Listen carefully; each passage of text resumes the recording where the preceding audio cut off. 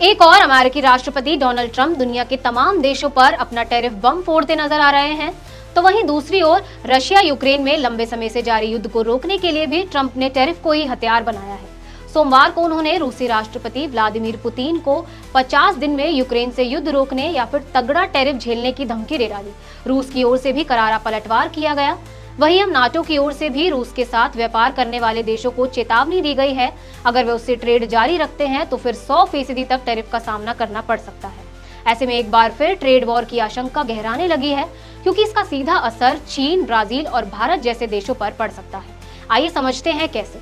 सबसे पहले बताते हैं कि नाटो की ताजा धमकी के बारे में।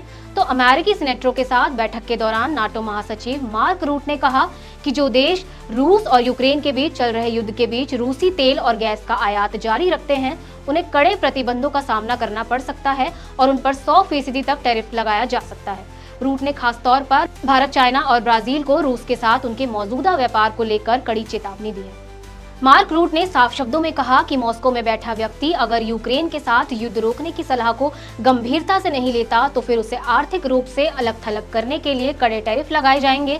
उन्होंने कहा कि आप बीजिंग या दिल्ली में रहते हैं या फिर चाहे ब्राजील के राष्ट्रपति हैं, तो ये आपको इस पर विशेष रूप से ध्यान देना जरूरी है, क्योंकि अगर ऐसा होता है तो सबसे ज्यादा आप 3 इससे प्रभावित हो सकते हैं। इसके साथ ही नाटो महासचिव ने तीनों देशों से रूसी राष्ट्रपति व्लादिमीर पुतिन को शांति वार्ता के लिए गंभीरता से राजी कराने के प्रयास करने को भी अपील की है।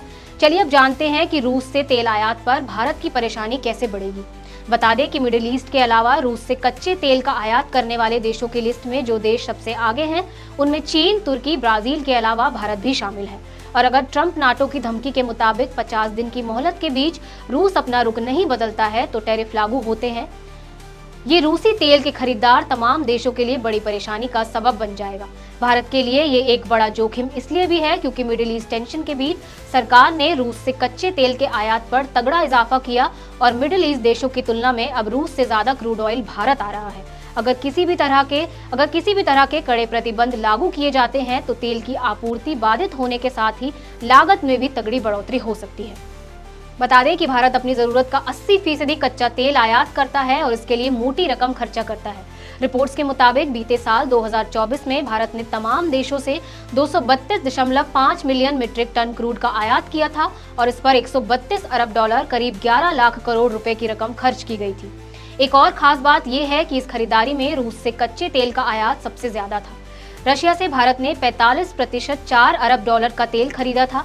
वहीं इसके बाद इराक से 28.5 अरब डॉलर, सऊदी अरब से 23.5 अरब डॉलर, यूएई से 8.6 अरब डॉलर, यूएस से 6.9 अरब डॉलर, कुवैत से 5.2 अरब डॉलर की खरीदारी की थी।